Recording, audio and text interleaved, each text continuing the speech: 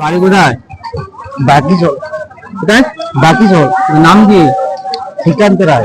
ভাই হ্যাঁ, বাড়ি নিজে খাবে, রাখছি নিজে খাবে।